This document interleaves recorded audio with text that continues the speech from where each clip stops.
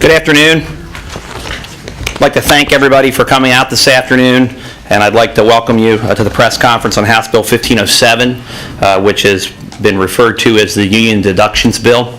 I wanted to talk a little bit about the bill, what the bill actually will do. I do expect some other members to continue trickling in here as we go, given the fact that our session schedule is somewhat tight this afternoon, and I recognize that other members had conflicts with other committee meetings and things.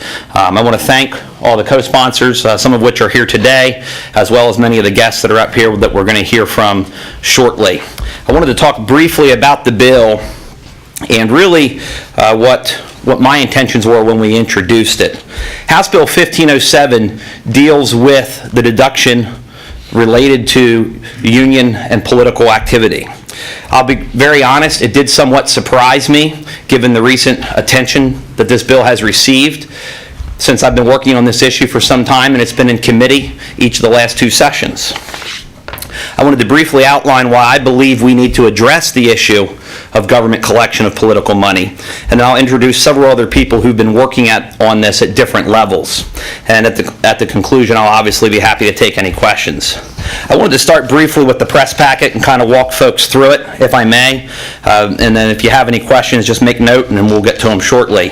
The first is simply my statement on why I believe this is important.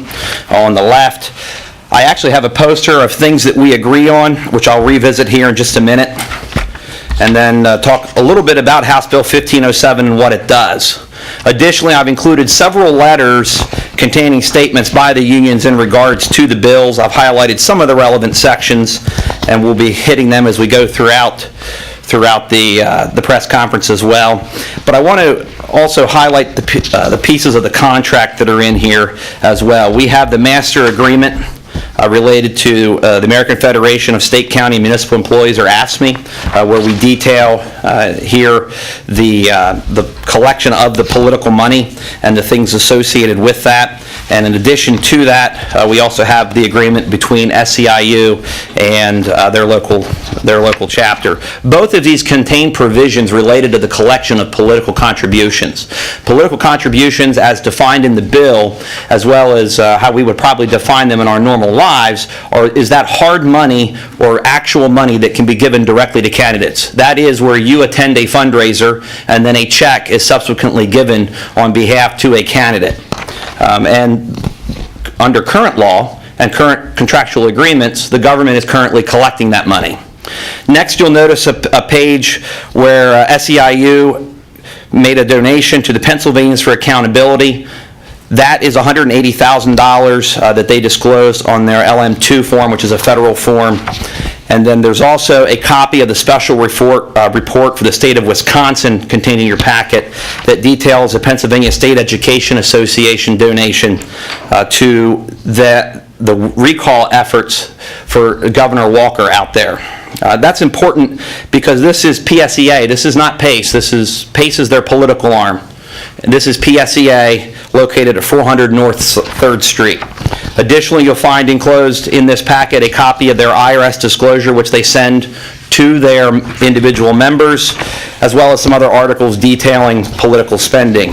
And finally, we're going to get to the copies which I've included in the packet of this material. You'll notice, and I'll start here on my right, we have material that's been distributed throughout the campaigns. I believe that we would all agree that this is openly political material. I don't believe that anybody would refute that, and it ranges from the endorsement of Barack Obama, vote for Barack Obama, has some things regarding candidate Romney, our governor, and again the president. The reason I raise this, and in your packet there's one additional which we did not have time to blow up. It involves the coalition advocating for public schools, or PCAPs. It details the union spending against Mayor Nutter. And I think that's very important because one of the common defenses is, oh, you're just concerned because they're spending money against you. That is not the case. The fact is, this is political money that I think we would all agree on. Some of these even endorse particular candidates and go far beyond issues advocacy, which the groups are allowed to engage in.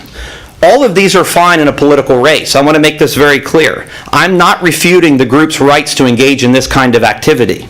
the Supreme Court case, commonly referred to as Citizens United, and the IRS regulations and the PSEA disclosure, which are included in your packet, outline the rights and requirements to engage in this kind of activity.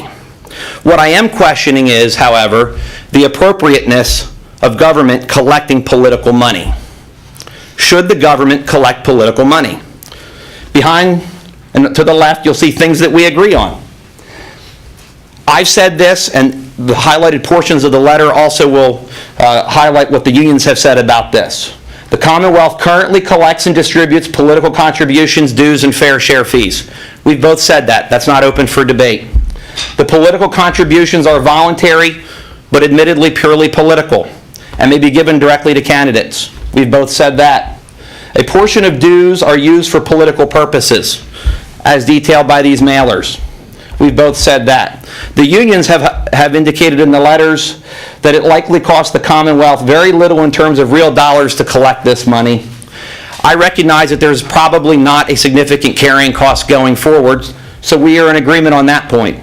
And my question is this: if it does not cost us a significant amount of money, why can the unions not assume this cost themselves?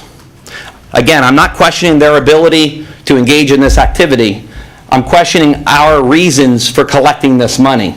The only question that really matters in this debate, I believe, is should the government stop collecting political money for organizations? And I understand that there's been some confusion about the bill and what it's actually looking to correct. The issue that I'm concerned about, and what I've been talking about over the last 3 terms, is should we get the government out of the business of political money collecting? We should not be the middleman or the collection agency on behalf of these organizations. Money that the government collected, whether at the state, local, or municipal levels, or at the school district, they collected it and distributed it, and they paid for these mailers and advertisements. Members on both sides of the debate want to talk about things other than the objective of the bill. Remember, the objective is to get the government out of collecting political money. Put up a bright line between political activity and public assets.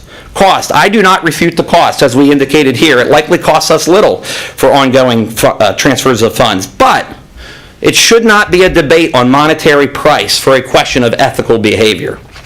Additionally, our local counties and municipalities may not be as computerized as the Commonwealth, so for them, this endeavor could in fact cost more money, and as we collect more information, I'll be happy to share it. Many groups have tried to call this something else, and this is probably the biggest issue as we went through this debate. This is not right to work. Right to work says that you may or may not join a union. It's the worker's choice. This bill simply says the union must collect their own political money, dues, and fair share fees. No other group is allowed access to the government to collect their political money. Why are they? It's also not paycheck protection. Paycheck protection passed in Washington state. That was the first state to pass it. That's the requirement where the union, private and public, must obtain permission prior to debiting this amount from someone's check. Many of them do it on an annual basis. This bill is only about taking public assets and removing them from the sphere to be used for the collection of political monies. This does not impact the rights of private unions or private companies to engage in whatever agreements they wish to discuss. It is not any of the names that others have called it. And I understand that members on both sides of the debate might want this to be something more. They want it to be paycheck protection. They want it to be right to work or something else. Why? Why would they want it to be something better or bigger? Because it energizes their bases, that's why. It gets people involved and gives them a sense of urgency. Unfortunately for both sides of this debate, this bill is not about any of these in the purest sense. It's an attempt to fix, as I see it, a glaring ethical problem in our current system. We can have debates over each of those other pieces of legislation, but I would hope that we can at least agree that on the issue of collecting political money, that the government needs to get out of that business. This is merely my proposal. I've been working on it. I've introduced it for 2 terms. I've been working on it closer to 4. If you're not happy with this proposal to get us out of the political money business collection, I'm happy to hear alternatives. That's part of the legislative process. But we have to have a bright line between all of that. Finally, There's been many concerns raised about the bill by public safety workers regarding fair shares, some other groups that may or may not be covered. I'm here to tell you that I've been working since June when I introduced the bill. Been working with the Troopers Association and the FOP and some others to try to find language to address their concerns. We need to include Act 195 employees and other public safety employees other than the non-Act 111. It was not the intent to capture those employees. The merit of their concerns is acknowledged, and I'm hoping that my efforts to address those concerns with those groups is likewise recognized. If there are continued concerns by any groups, I welcome the opportunity to address them so long as we can still achieve the original purpose of the bill, which is get the government out of the business of collecting political money. I believe that's something that we can agree on and something that we can have a meaningful discussion on.